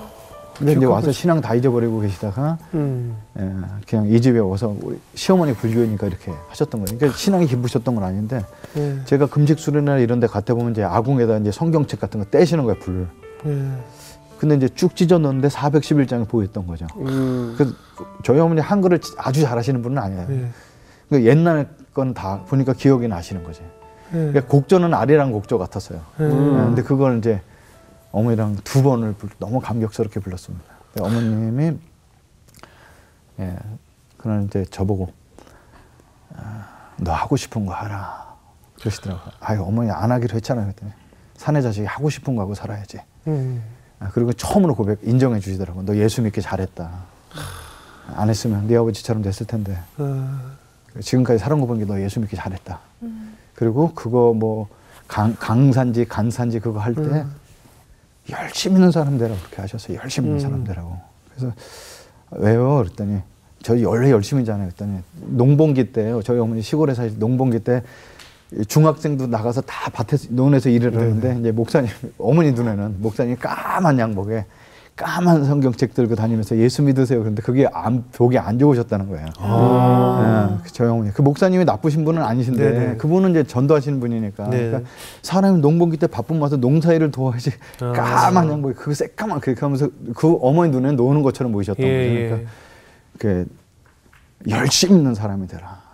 최고로 그러고 나서 그날 밤에 운명을 하셨어요. 그래서 그 어머니한테 사형도 여러 번 읽어드리고 근데 어머니가 그렇게 찬송가를 411장을 2번이나 부르시면서 입술로 내가 예수 믿을게 뭐 이러지 않아 자존심 있으시니까 좀 그러신 건 있었는데 그 어머님이 제 손 붙잡고 중환자실에 넘어갔을 때까지 내 손 꽉 잡고 이렇게 눈 껌뻑껌뻑 하신 저는 천국 가면 어머니랑 같이 만날 수 있다 이런 생각 갖고 지금 살고 있습니다. 그래서 마지막에 세상 떠나시기 전에 함께 찬양하시고 하셨나요? 네, 찬양하셨죠. 예수 사랑하신 분을 찬송하시고. 네, 그러니까요. 근데 그 찬양이 진짜 지금 보여. 3절 같으면 내가 연약할수록 나를 더 귀히 여기시는 주님. 그러니까 세상은 힘 있는 사람 좋아하는데 예수님은 연약할수록 사랑하시는 분이시고. 맞아요. 어머님은 그런 예수님이나 이제 기독교에 대한 이미지가 이제 그런 거에 있는데 예수 믿는 사람들 실망을 많이 하셨죠. 그러니까 나중에 어머니가 교회 안 다닐 때 왜 이렇게 안 다니냐 했더니 무슨 집사 나부랭이라는 게 사람이 나한테 돈 꿔가갖고 교회 커튼 한다고 헌금 해버리고 돈 받으러 갔다 왔는데 하나님께 드렸다 돈 없다고 그래. 이게 말이 되는 거냐. 결국은 교회의 문턱은 교인들이거든요. 사람이거든요. 사람이 그 문턱을 높이는 거 아니겠어요. 그런 상처들이 예전에 어르신들 많이 있었죠. 이렇게 어떻게 보면 가정에 이제 결핍을 갖고 자라셨으니까 내 가정의 소중함, 또 나는 어떤 가정을 꾸려야겠다는 것이 어린 시절부터 학창 시절부터 좀 확고했을 것 같은데 목사님 결혼하신 지 얼마나 되셨어요? 이제 30년 좀 넘었습니다. 와. 목사님 나이가 그렇게 많으세요? 네, 많습니다. 진짜 젊어 보이신다. 목사님 결혼 30주년 될 정도로 나이가 많으세요? 네, 제가 그래서 요새는 좀 나이 들어 보이려고 염색도 안 하고 다니고 그렇습니다. 올해 이제 8 됐네 올해 넘었어요. 아 정말요? 네. 아 저 저보다 어릴 거라고 생각했는데. 아니 이렇게 8 됐습니다. 그러세요? 네. 아니 근데 보니까 되게 해맑으세요 또. 네, 아까 순수하셔가지고. 예, 아까 그 여학생들 얘기할 때 엄청 그 해맑은 대학생 표정이 보여서 저 굉장히 젊어 보이셔서. 그게 이제 평생을 젊은이들이랑 살아서 그런 것 같고요. 저희 교회도 다 청년들만 있어갖고 예. 청년들도 가끔 그래요. 담임 목사 같지 않고 청년부 담당 목사 같다고. 예, 맞아요, 네. 맞아요. 좀 제가 평생 그렇게 살아서 사실은 저는 좀 방송에 나온다든지 어른들 많은 데 가서 설교하는 거 아직도 조금 어색해하고 그렇습니다. 아 그래요. 그래서 아까 방송 들어가기 전에 막 심장이 떨린다고 하셨는데 그렇습니다. 어때 그럼 결혼한 지 30년 예. 처음 가정 이룰 때는 어떠셨어요? 그러니까 저는 이제 그 요한복음 10장 10절이 제 인생의 말씀인데요. 네. 예수님이 이 땅에 오신 목적이 생명을 얻게 하고 더 풍성히 얻게 한다 이렇게 하시잖아요. 그래서 그건 좀 쉽게 얘기하면 풍성한 삶인데 예. 풍성한 삶은 천국 가서나 누리는 것이 아니고 이 땅에서 누리게 해주신다는 생각이 있죠. 네, 근데 네. 풍성한 삶은 사람들마다 해석이 다르다고 생각해요. 예. 왜냐하면 결핍이 다르기 때문에. 그렇죠. 제가 뭐 최근에 알고 있던 한 여자 집사님 같은 경우는 물론 우리 성기단체 출신에서 알게 됐는데 목사님 기도해 주세요. 저는 가족들이랑 공깃밥 하나라도 제대로 먹는 게 소원이에요 이러는 거예요. 그래서 예. 왜요? 그랬더니 췌장이 다 죽어서 식구들이랑 밥을 못 먹는 거죠. 하루 계란 후라이 갖고 하루에 조금씩 잘라서 그렇게 그러니까 그런 사람은 건강을 회복하는 게 풍성한 삶일 수 있겠죠. 가족들이 진짜 가족 먹는. 저한테 풍성한 삶은 가족 행복한 가정이었어요. 예, 그렇죠. 이게 저희 가족 사진 보면은 아버지랑 우리랑 찍은 사진 있어요. 예. 그리고 엄마랑 찍은 사진 있어요. 예. 가족 사진이 없어요. 아버지가 어머니랑 찍는 것도 좀 그러셨고 어려서 보면 옛날 어른들 그러셨지만 아버지는 저기 앞에 걸어가세요. 엄마가 애들 데리고 가는데 이제 어머니랑 같이 있는 게 창피하시다 그러시고 우리 어머니 표현하면 그러셨다 그런 거죠. 그러니까 가족끼리 모여서 좀 뭐 행복한 가정이라는 게 어마어마한 뭐 유럽 여행가 그런 게 아니고 집에서 따뜻하게 밥 먹는 이런 가정을 갖고 싶었어요. 어렸을 때 꿈 적어내라 그러면 다 대통령 적었어요. 제 어릴 때 때는 그렇죠. 국무총리 적었으면 야 임마 너는 게 꿈이 작아 이렇게 혼나네. 근데 저는 아버지라고 적었다가 선생님 나와서 엎드려서 맞은 적 있죠. 야 아버지는 가서 애만 낳으면 아버지인데 그걸 꿈이라고 적었냐 이제. 근데 그게 그랬어요. 대학교 1학년 예수님 믿고 나서 2학기 때 좀 지나다니다가 난 아기 나면은 이름을 이미지. 예수님의 이미지, 미지라고 줘야 되겠다. 이치니까. 뭐 이런 것들 하고 있었더니 그 다녔던 교회 목사님이 저를 되게 존중해 주셨거든요. 주일학교 선생님 한다고. 야, 이승재 선생님은 벌써 대학교 1학년인데 자녀들 이름까지 적어놓은 굉장히 가정적이셔. 저는 진짜 딴 거보다는 가정을 갖고 싶어요. 이렇게 했죠. 그래서 이제 그 제 속에 가정에 갖고 싶은 생각과 이런 게 있어서 책도 그런 쪽을 많이, 그 전기공학과인데 일부러 교양 과목은 가정학과나 이런 데 들어가서 가정에 대한 얘기인 거 다 듣는 거예요. 그러면서 이제 그 기독 동아리 룸에 처음 봤던 그 수녀처럼 생긴 꾸미지도 않고 깨끗한 그 누나한테 가서 용기 있게 좀 자매 좀 소개해달라고. 아까 그 누나? 아까 그 누나? 그 누나한테 자매 좀 소개해달랬더니 CC는 연애하는 곳이 아니라고 막 그래서 계속 졸랐더니 소개를 해주셨어요. 그래서 막 많이 미팅도 시켜줬어요. 그 누나가. 그래서 이 사람도 소개하고 그래서 막 연애도 해보고 7개월 동안 사귀면서 진짜 사랑도 해보고 그 자매도 저 사랑하고 저도 그 자매 이게 그 자매 신앙이 좋고 저는 낮으니까 이렇게 나를 좀 끌어주려고 교제를 했는데 이제 신앙은 이제 하향 평준으로. 그럼요. 밑으로 따라가요. 그래서 저 따라서 수업도 빼먹고 막 에버랜드 놀러 다니고 그러다가 이제 그 자매 미국으로 유학을 가게 되면서 이제 헤어지게 됐습니다. 7년 내지 10년 공부한다는 거 어떻게 기다리겠어요. 그래서 이제 그 누나가 사람을 계속 소개해 주다가 불안한 모양이네요. 제가 이렇게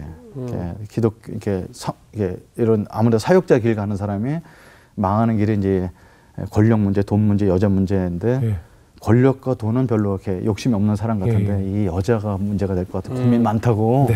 그러면서 이제 더 이상 소개해 줄 사람이 없는데 나는 어떠냐. 그 누나가?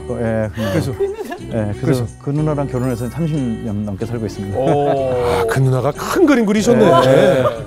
약한 애들 계속 붙여가지고 큰 그림 그리셨어.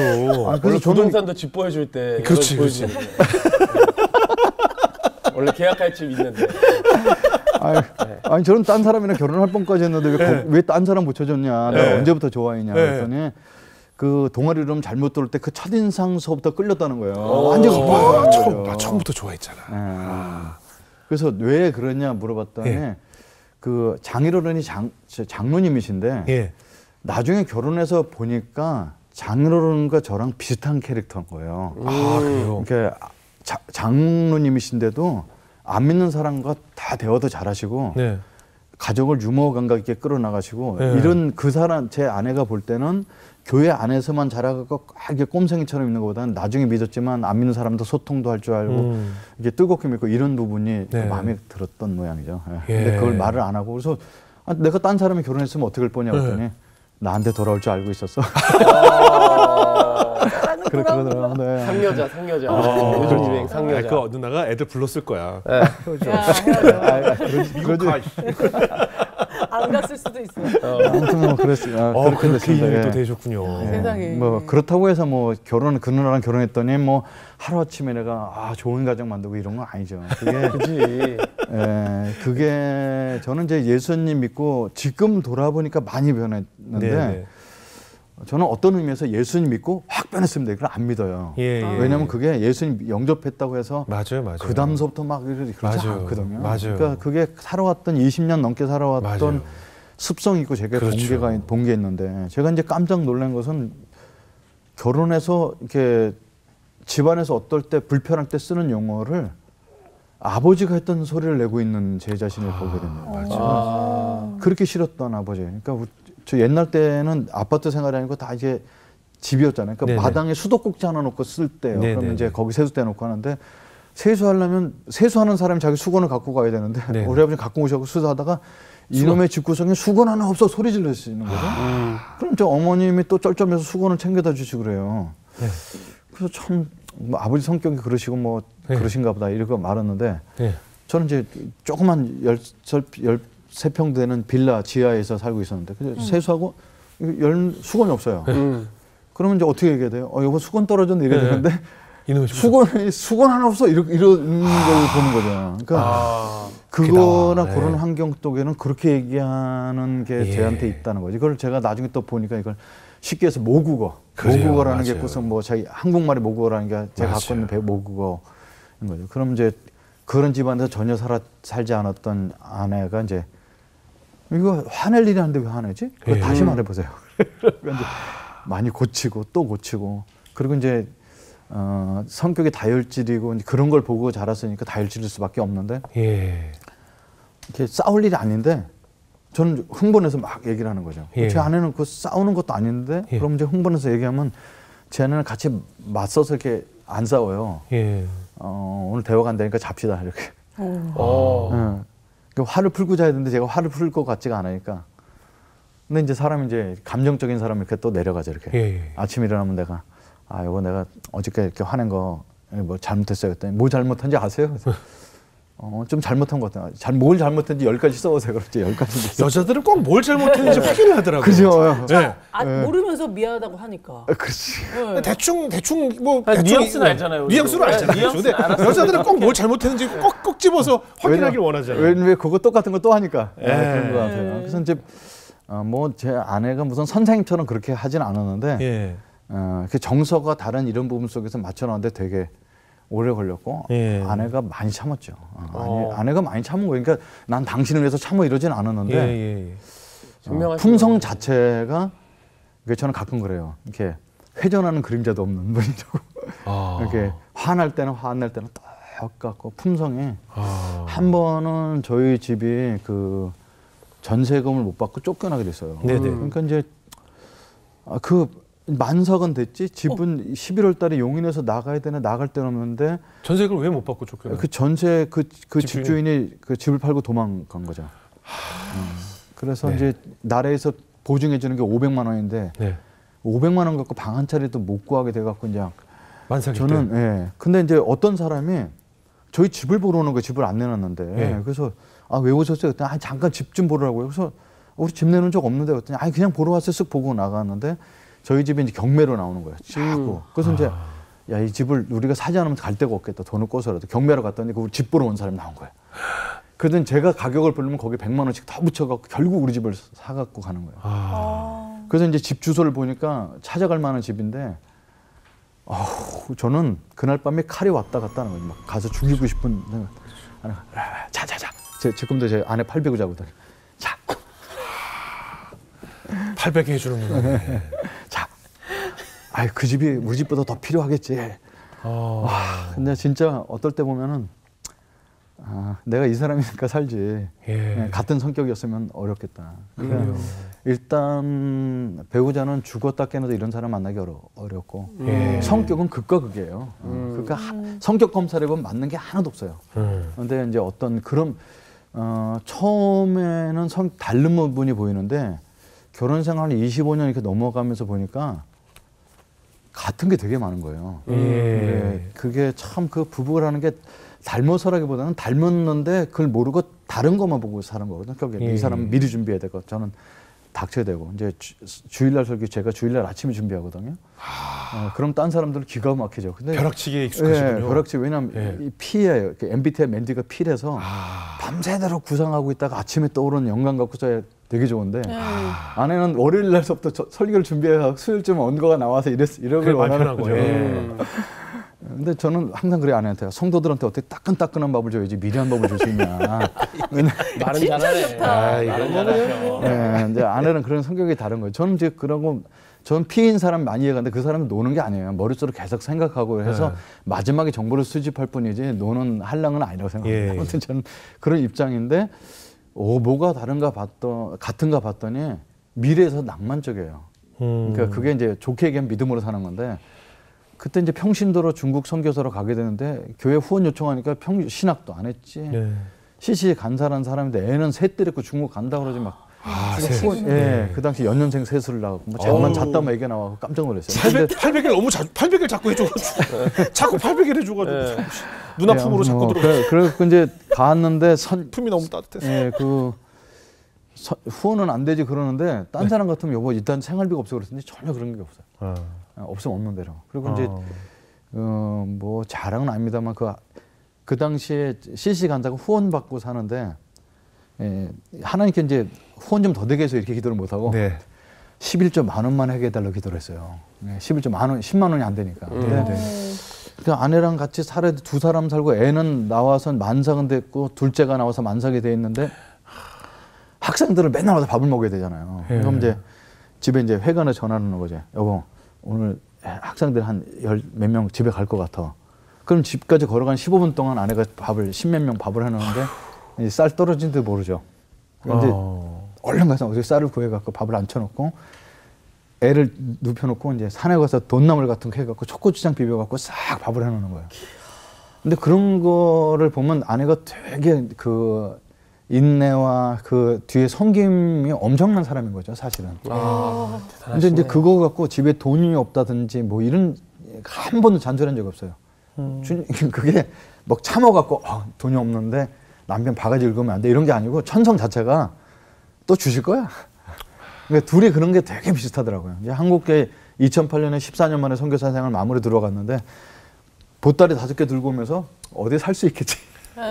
그래서 2달 동안에 이 집에 2박 3일 이렇게 돌아다니는 동안 이게 애들한테 되게 미안한데 그런 거 갖고 바가지 긁어보거나 이런 게 없고 미래에 대해서 늘 낭만적인 이런 것들이 많이 닮았고 낙천적이셨구나. 네, 닮은 게 되게 많아요. 그래서 이제 결혼 생활 오래 하니까 닮았다는 걸 보게 되고 이제 하루아침에 이게 안 되니까 책도 많이 읽고 얘기도 많이 하고 결혼하기 전에는 그 연인들의 위해란 지금 그런 책이 없는데 한 챕터씩 이렇게 데이트할 때 읽는 거예요. 신혼여행은 어디 갈지? 이렇게 보면 이제 질문도 나오고 대답하다 보면 우린 신혼여행은 돈 없지만 4박 5일은 갑시다. 뭐 이런 얘기하고 어디 뭐 장소도 정하고 이런데 뭐 그대로 안 되죠. 근데 돈은 어떻게 관리할지 뭐 이런 것들 그런 것도 공부도 많이 하고 가정을 준비를 많이 했던 것 같아요. 그래서 이제 그때 결혼하자마자 이제 그 부부 생활 그 가정 교육과 이런 것들 10주 과정 같이 이제 온누리교회 하는 거 같이 다니고 중국 갔더니 부부생활 세미나 한다 해서 거기 또 먼 기차 타고 가야 되는데 가갖고 10몇 시간 가서 또 부부생활 세미나 그 신학교 같은 부부생활 세미나를 또 영어로 해준대요. 그 또 가서 또 듣고 그러니까 한국에 왔는데 존경한 목사님이 부부생활 세미나 저도 부부생활 세미나 강사를 하는데 저분도 저렇게 오래 사시면 또 뜻이 있을 거야 이렇게 듣고 그랬던 것 같아요. 그러니까 사람들이 와서 부부생활 세미나 이렇게 많이 듣냐고 했더니 내용을 몰라서 듣는다기보다는 우리는 아직도 바뀔 게 있는 데다가 가보면 저분들이 듣는 또 메시지가 있고 부부 관계가 이렇게 우리도 잘 살고 있다 생각도 좀 멀어지는 것 같은데 보면은 이제 또 보면 또 로맨스가 회복되고 그래서 계속 들으면서 지금까지 그래서 가정을 지켜오지 않았나 이런 생각 듭니다. 최근에 언제까지 들으셨어요? 부부 그 세미나를? 세미나 지금서 2년 전에 들었습니다. 결혼 30년이 돼도 지금도. 와. 아니 근데 네. 그 아빠의 언어들이 아까 나온다고 했었는데 네. 살짝 넘어가셨는데 아이한테는 그럼 어떤 아빠셨어요? 그럼 우리 애들이 뭐 이런 방송하면 볼 수도 있죠. 근데 애들한테 미안하죠. 그러니까 이게 제정신이 들어와서 난 잘해줘야지. 네. 네. 그러다가 이제 스트레스를 받거나 뭐가 하면 아버지 용어가 나오는 거죠. 애들이 이게 무서워하는 거죠. 그러니까 애들이 되게 좋아하는데 무서워하는 거죠. 그런 건 이제 이게 계속 왔다 갔다 하는데 제 아내는 똑같은데. 그래서 이제 애들이 크면 클수록 가정 예배 이렇게 드릴 때 가정 예배를 막 강압적으로 드리지 않고 늘 대화를 많이 나누는데 그럴 때마다 아빠가 미안하다고 얘기도 많이 하고 아이들 정서에 맞춰주려고 노력을 많이 하고 애들도 연구를 많이 했어요. 이제 첫 애가 돌되기 전에 둘째 애가 태어났거든요. 애가 둘 있는데 셋째 애가 조금 이따 태어났고 그랬으니까 큰 애 같은 애는 스트레스가 많을 거 아니에요. 그렇죠. 그러니까 애가 이제 청소년쯤 갈 때 우리 큰 애가 이름이 하영인데 우리 집은 딴 애들 날은 없는데 하영의 날이 있어요. 그래서 동생 둘을 야, 밥 먹어 이렇게 놔두 애들 일부러 놔두고 컸으니까 놔두고 얘만 데리고 와서 쇼핑을 해주는 거죠. 첫 달 이렇게 맞춤식으로. 그러니까 둘째 아들은 이름이 이조원이거든요. 이름을 이렇게 졌는데 보니까 읽어보니까 이조원이야 돈이. 이조원이요? 이조원. 아침 기도란 뜻인데. 잘 지셨어요. 근데 얘는 아주 굳으세요. 그러니까 돈을 헌뜩 쓰는 애가 아니거든. 그럼 또 얘는 얘에 맞춰서 얘 꿈이나 그리고 얘가 서포트 해줄 게 뭐지. 또 막내딸은 예쁜 걸 너무 좋아해. 중국에 이렇게 단기 선교를 받다 보면은 그 조그만 애가 벌써 예쁜 언니들 알아요. 그 앞에 가서 앉아서 귀걸이도 뺏고. 근데 지금 또 패션회사 다녀요. 그러니까 그 어렸을 때 했던 것들이 있는 거죠. 그러니까 걔한테는 또 예쁜 거. 이렇게 늘 얘기해주고 그렇게 해서 이렇게 저는 가정은 두 얼굴이 있다고 생각합니다. 이렇게 정말 애틋하고 사랑하는 마음도 있고 가정에 끈끈한 것도 있지만 아빠가 최선을 다해서 좋은 아빠가 되려 해도 우리 아빠가 갖고 있는 또 약점이 있다고. 그래서 그걸 늘 고백하고서 서로 대화 나누는 아빠로 살고 있습니다. 그래도 좋은 아빠를 되게 좋아하죠, 딸들이. 애가 어렸을 때 제가 저를 울렸던 기억이 있는데 초등학교 6학년 때 그 파자마 파티 한다고 친구 집 갔는데 그 집이 되게 잘 사는 집이거든요. 전 중국 선교 살 때 우리 방 한 칸에 애를 셋을 키울 때니까 그 집 가서 애가 상처를 입을 텐데 막 고민해서 보냈는데 갔다 와서는 아무렇지도 않게 지내면서 중얼거리면서 이제 나는 결혼을 한 다음에 아빠 근처에 살고 싶어. 그래서 우리 애기 나도 아들 하나에 딸 둘 낳을 거야. 그러면 우리 애들 아빠 집에 데리고 오면 아빠가 우리 어렸을 때 놀아준 것처럼 똑같이 놀아주세요 이러는데 그때 어마어마한 감동을 먹었죠. 왜냐면 아빠가 되는 게 무서웠거든요. 영화 같은 데 보면 아들 낳다가 아들 좋아하고 이러는데 저는 그 얘기 이해가 안 가요. 아니 애기 보니까 부담스럽잖아요. 애가 부담스럽다기보다는 이걸 어떻게 키워야 될지 모르고 이런 부담스러운데 아이가 그걸 그렇게 얘기해 준 딸이었던 게 너무 기뻤고 그래서 화장실 들어서 물 틀어놓고 많이 울면서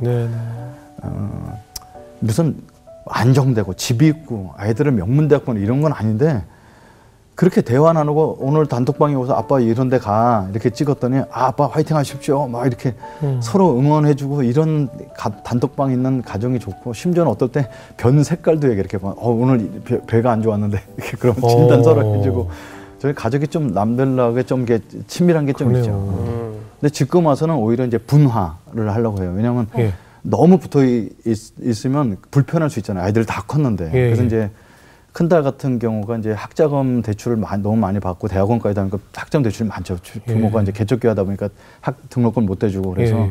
근데 학자금 대출 다 갚은 날 애가 이제 독립해서 그러니까 제가 이제 제가 나온 명지대학교 교직원인데 집은 용인에 수원에 살지 왕복 4시간 너무 멀잖아요. 그러니까 학교 앞에 자취를 하러 가면서 세대주 분립을 해야 되잖아요. 그래 청년 통장물을 할 수 있으니까. 근데 그날 이제 봉투를 2개 준비해서 엄마 아빠 앉으라고 그러서 그러니까 돈을 보니까 50만 원씩 드는 거예요. 그러니까 똑똑한 거죠. 엄마 100만 원 줘서 아빠가 하나도 못 받는 거 아니니까 이제 50만 원씩 나눠서 주면서 이거 무슨 돈이냐 했더니 그냥 드리고 싶었어요. 어머. 야, 너 학자금 대출 갚는 것도 얼마나 힘들었는데 이걸 주냐. 그랬더니 그냥 드리고 싶었어요. 그러니까 집을 떠나면서 가끔 집에 계속 오죠. 근데 떠나면서 이제 세대주가 돼서 나간다는 게 집을 떠난다는 느낌이 드는 거예요. 세대주가. 그러니까 50만 원 줬는데 그걸 이제 물론 제가 지금도 나 마음속에 간직하고 있어요. 그 돈 내가 뭐 덜렁 쓰는 것도 아니는데 네. 이렇게 편지는 아닌데 봉투 뒤에 이렇게 스티커로 붙여놨어요. 네. 근데 스티커 뒤에 뭐라고 썼냐면 그리운 아빠의 등모, 어부바 이렇게 그러니까 등에 타고 놀았던 이것들이 기억에 남는 거죠. 30살 돼서 나가면서. 그러니까 저는 가끔은 그런 생각을 해요. 그러니까 자녀들한테 뭔가를 엄청나게 줘서 막 어디 좋은 프로그램에 유럽 여행 보내주고 이런 게 기억에 남을 것 같은데 아이들은 진짜 기억 남는 건 몸을 부딪히면서 같이 살았던 거 이런 기억에 남지 않나. 그래서 엄마 거 훔쳐봐서 엄마가 뭐라고 적었나 봤더니 그리운 엄마의 집밥 이렇게 적어놨잖아요. 그러니까 제일 좋은 게 집밥이죠. 그럼요. 예. 근데 그게 이제 가족들 간에 갖고 있는 거라고.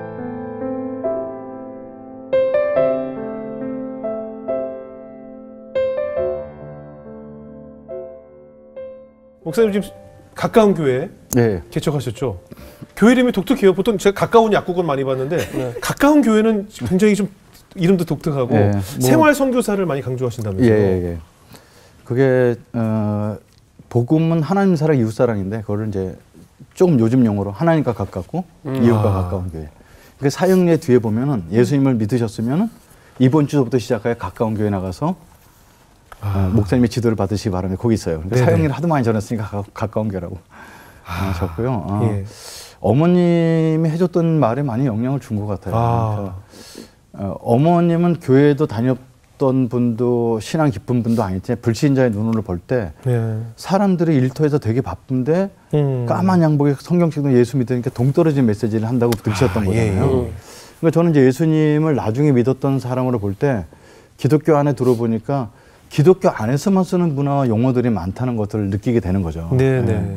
저는 그게 나쁘다고 생각하지 않습니다. 거기 살았으니까 그 좋은 교회 문화하고 그렇게 생각하는데 저는 선교단체 활동 오랫동안 했습니다만 학생들이 그렇게 와서 뜨거운 날 밤에 막 예수님은 이 민족을 주시옵소서 아니면 내 생명을 걷어가시옵소서 막 눈물로 기도하고 나가서 사회에 가서 신앙을 잊어버린 애들이 너무 많고 신앙 사회가 묻는 질문에 답을 못할 때가 많아요. 그러니까 사회 구조적인 문제가 막 있어서 이거 나 혼자 깨끗하다고 될 수가 없는 문제인데 거기서 성령 충만 받아서 혼자 교회 다닌다고 해결이 안 되잖아요. 그러니까 이런 문제가 여러 가지 것들이 있는 것들을 저는 예수 믿고 나면서부터도 많이 이제 그런 걸 고민하게 됐던 것 같아요. 그래서 안 믿는 사람 관점에서 기독교가 어색하지 않게 이런 것들을 이제 보다가 생활 속에서 우리가 선교사처럼 살아야 되지 않겠냐.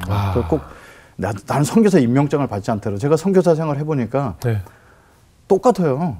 뭐 여기서 밥 먹는 것도 거기서 새끼 밥 먹는 것도 똑같고 여기서 의사 하던 사람이 거기 가서 의료 활동하는 것도 똑같고 다른 게 없거든요. 근데 거기서 선교사로 사는 사람 선교사고 여기서 선교사 같은 삶을 사는 사람은 그냥 평범 의사일 수가 없잖아요. 그러니까 가정주부를 할지라도 정말 주님의 영광을 위해서 싱크대 앞에서 거기를 자기 지성소로 여기고 아기를 잘 키우는 사람은 가정주부 선교사님이거든요. 그래서 우리가 생활 선교사를 하자. 그래서 교회 안에서 생활하고 바깥하고 똑같다는 교회들이 많은데 정말 우리는 생활 선교사로 살자.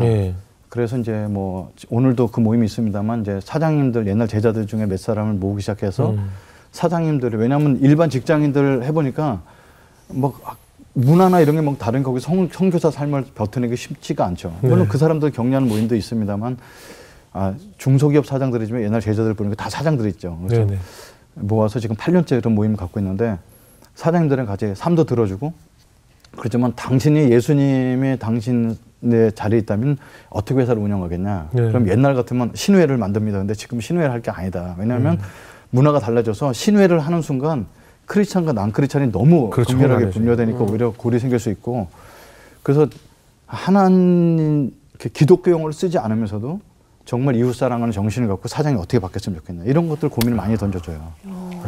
이제 그럴 때 이제 사장님들 중에 몇 가지 간증들도 있는데 이제 한 사장님 같은 경우는 이제 직원이 30명인데 킹덤 컴퍼니 맨날 말을 그랬어요. 근데 킹덤 컴퍼니는 안 믿는 사람도 먹히지 않는 단어죠. 근데 이 친구는 아주 나름대로 소명 있는 친구 돼서 회사 돈을 투자해서 제주도에 2박 3일을 가면서 건강한 회사, 꿈이 있는 회사. 이건 누구나 다 쓰는 용어잖아요. 그래서 사람들이 내는 아이디어를 다 받아줘. 금연하면은 뭐 포상을 해주거나 점심시간 늘려달라면 늘려주는 대신에 옆에 이제 공원이 옆에 있으니까 테니스와 뭐 배드민턴, 탁구 치게 해주고 이런 걸 다 해주고 이 친구는 말은 직원들한테 얘기했지만 회사만 건강할 게 아니라 가정이 건강해야 되고 가정이 건강하려면 영적으로 건강해야 되는 걸 깔고 있는 거죠. 그래서 한 커플씩 불러서 상담을 하는 거예요. 옛날 때 사장실에 불려가면은 매출이나 맨날 혼나고 그랬었는데 내 과장 당신의 소원이 뭐야? 이렇게 물어보면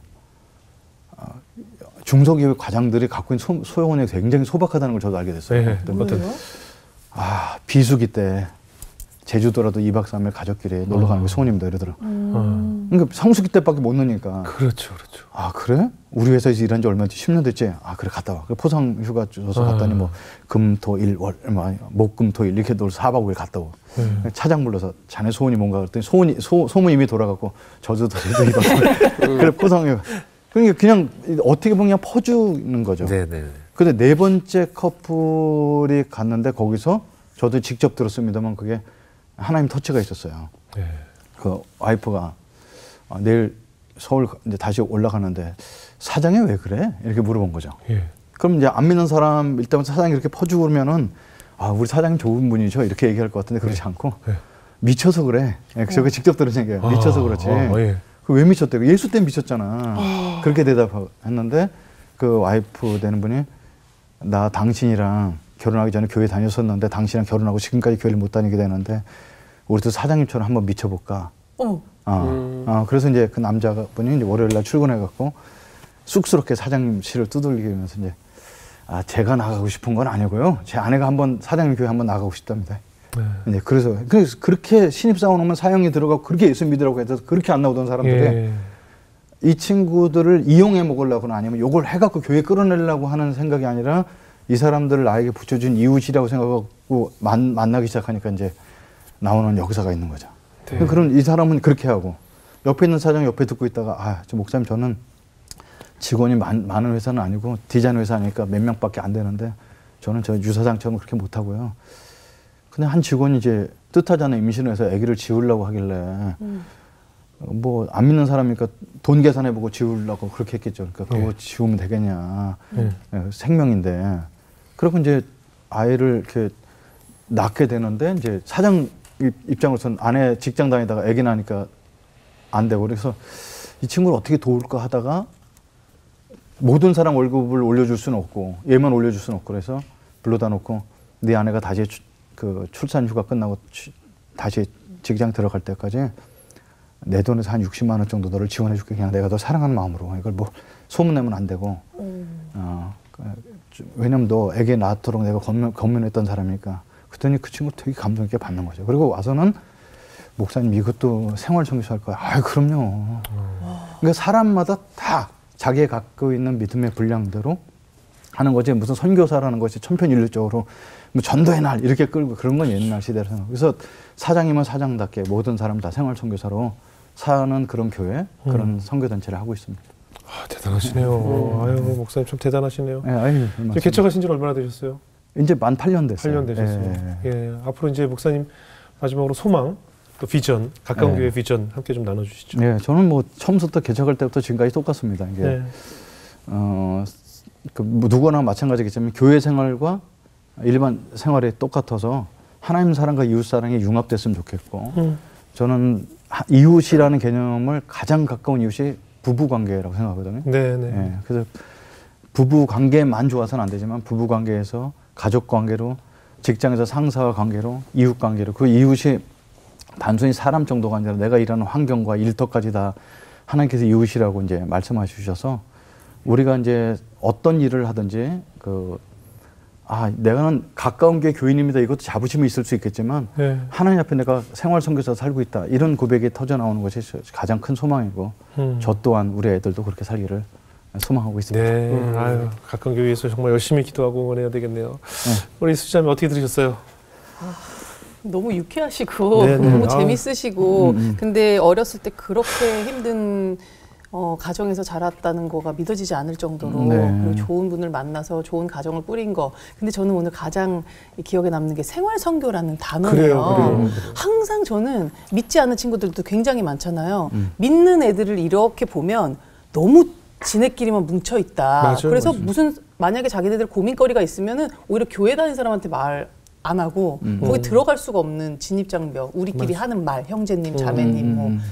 근데 나중에 믿었기 때문에 그걸 너무 잘 아셔서 생활 선교까지 연결이 된 게 하나님의 정말 대단한 플랜이었구나 이런 생각이 들고 저도 생활 선교에 힘을 다 해보도록 하겠습니다. 네, 그럼요. 예, 범균 형제 어떻게 되셨어요? 저도 이렇게 웃고 감동받다가 마지막에 좀 한 대 머리를 세게 맞은 것 같은 게 생활 선교가 그래요. 교회가 참 시대에 맞게 변한다라는 느낌이 그다음에 선교도 시대에 맞게 변하는 게 옛것을 고집하는 게 아니라 지금에 맞게 우리 목사님이 우리들에게 잘 이야기해 주시는구나. 저는 저의 모습대로 살아가는 게 선교다라는 걸 다시 한번 좀 머리를 맞은 것처럼 깨닫게 되는 마지막이었던 것 같습니다. 그럼요. 생활 선교라는 게 그런 거 아니겠어요? 그냥 내가 살고 있는 삶 속으로 예. 하나님께서 나를 파송하신 거잖아요. 그렇죠. 예. 어떤 분은 뭐 아프리카로 동남아시아로 파송이 되는 사람이 있는 것처럼 나는 한국 땅에 내가 속한 이 문화 속으로 파송을 받았다고 생각하면 지금 말씀하신 것처럼 선교사와 똑같은 삶을 사는 것 그것이 이제 생활선교사 아니겠어요? 네, 그렇습니다. 우리가 다 그런 생활선교사를 직분을 맡고 있는 선교사들이라 생각하면 그것이 행동화되고 모든 언행이나 행동에 나타내야 되지 않을까 생각을 네, 하게 됩니다. 네. 전 무엇보다 오늘 목사님이 네. 아버지께서 물려주신 모국어를 네. 내 대에서 끊어서 네. 이제 언어를 바꾸셨다는 생각이 강하게 들었어요. 예, 아이 그 고맙습니다. 딸이 이제 부모를 떠나면서 엄마의 집밥을 그리워할 것이고 아빠의 어부발을 영원히 잊지 못할 거라고 편지를 쓴 것 자체가 예.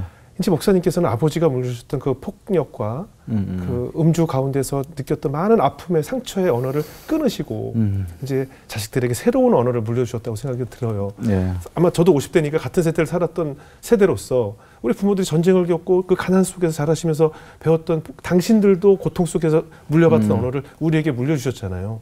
그래서 저는 늘 강조하는 것이 이걸 우리 때에서 이제 끊어야 우리 다음 세대에게 물려주지 말고 우리 다음 세대들은 진짜 정말 그 사랑이 넘치는 가정의 언어를 배워야 한다고 항상 저 느꼈는데 이제 목사님께서 그거를 본인 때에서 끊으신 것 같아서 아유, 그걸 고맙습니다. 물려주신 것 같아서 앞으로 가까운 교회에 더 큰 부흥이 있을 거라 믿고 아유, 예. 지금 경험하셨던 그 불교 신자로서 또 그런 많은 결핍이 있는 가정에서 자라셨던 그 언어 속에서 배우셨던 그 아픔을 어떻게 극복해야 될지 어떻게 하나님을 붙잡으셔야 되는지 많은 분들에게 전해주는 훌륭한 목회자가 되시길 저도 아유, 열심히 고맙습니다. 응원하겠습니다. 네, 오늘 귀한 간증 고맙습니다. 네, 고맙습니다. 감사합니다. 네, 고맙습니다.